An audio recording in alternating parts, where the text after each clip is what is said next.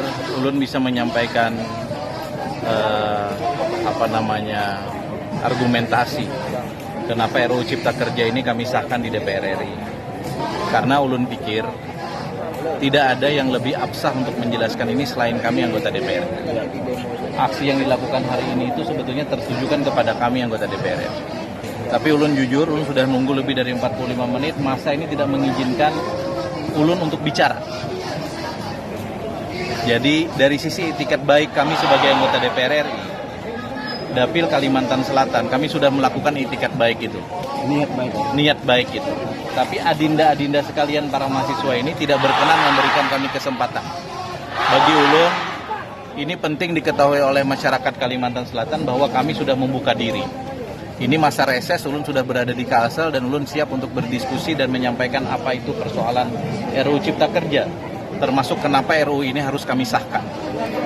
Bahwa ada pasal maupun ayat yang menjadi kritik baik oleh masyarakat maupun mahasiswa terkait dengan RUU Cipta Kerja ini, mari sampaikan dan mari kita kaji secara intelektual dengan cara dialogis yang benar dan baik.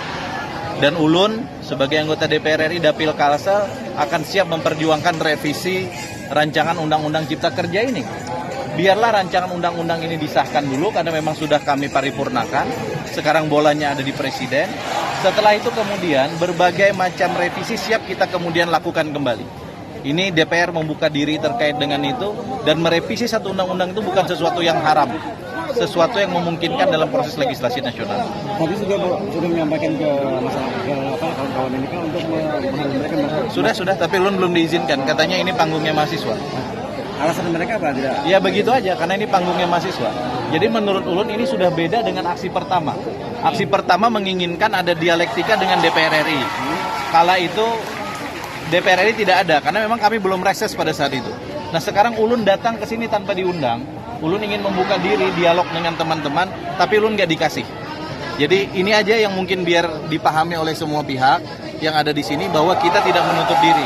Tapi justru aksi pada hari ini mari kita kontrol bersama agar aksi ini justru bukan menjadi panggung tanpa pesan. Panggung yang cuman dibikin hanya untuk gagah-gagahan. Nah ini kemudian mencederai persoalan rakyat juga itu. Dan kira gitu ya. Makasih. Pak, kalau revisi memungkinkan dengan waktu yang sesingkat itu? Bukan, undang-undang ini kan disahkan. Jadi pilihannya cuma dua. Judicial review pada satu pihak ke Mahkamah Konstitusi, atau kalau mau lewat kami lagi, kami membuka diri untuk revisi. Tetapi tolong baca dulu undang-undangnya. Ini kan undang-undangnya belum dinomorin, ya kan? Belum dicantumin di lembaran negara. Artinya peluang revisi masih bisa? Ya dong, kita ini nggak mungkin mau melawan rakyat. Tapi tolong rakyat baca dulu undang-undangnya. Pahami dulu ya. Lah iya kan belum ditandatangani presiden, Bos. Belum dicantumin di lembaran negara. Jadi gini, proses pembuatan RUU itu setelah dibahas bersama antara pemerintah dan DPR, ya kan, kemudian diparipurnakan di DPR, dikirim ke presiden.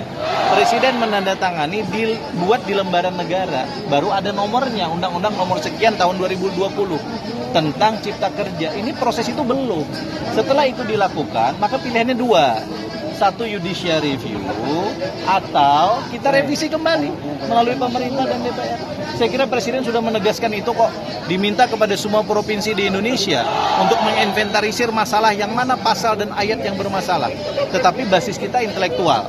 Jangan asal ngomong bahwa RUU ini harus ditolak.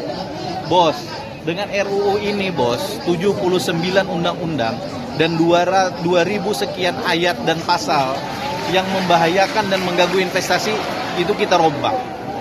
Dulu nelayan harus ngurus 10 perizinan, sekarang tinggal 1 perizinan. Di Kalimantan Selatan kita mau bikin PLTU saja susah, karena investor nggak ada yang mau masuk karena berbelit-belitnya birokrasi. Kita pangkas persoalan itu. Tapi benar nggak kewenangan ada ahli pusat dengan yang baru ini? Oh ya, sentralisasi untuk hal-hal yang memang selama lebih dari 20 tahun ternyata tidak efektif di daerah, diambil alih oleh pusat. Contoh pertambangan. Provinsi kabupaten seenaknya mengeluarkan IUP di atas tanah hutan misalnya. Masa yang begini mau kita terusin? Sementara untuk wilayah urusan kehutanan dan pertanahan itu milik pusat.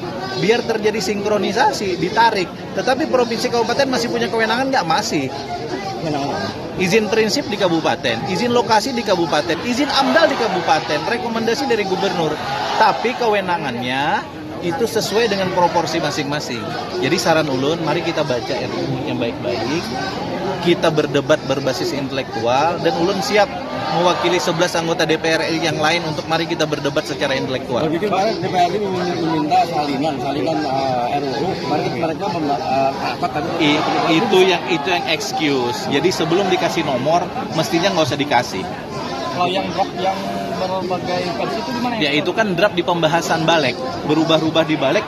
Karena sekarang teknologi digital terlalu mudah, ada kadang anggota balik baru bahas share, dikirim kemana-mana. Nanti bahas lagi, besok di-share lagi gitu. Jadi itu persoalan menurut ulun, persoalan miss dalam konteks nge-share aja. Tapi bahwa itu sudah fix, sudah, dan sekarang bolanya ada di tangan presiden tanda tangan dan dikasih nomor. Jadi ada revisi soal tangan presiden? Ya nggak boleh dong, nggak boleh. Tapi kan disebut katanya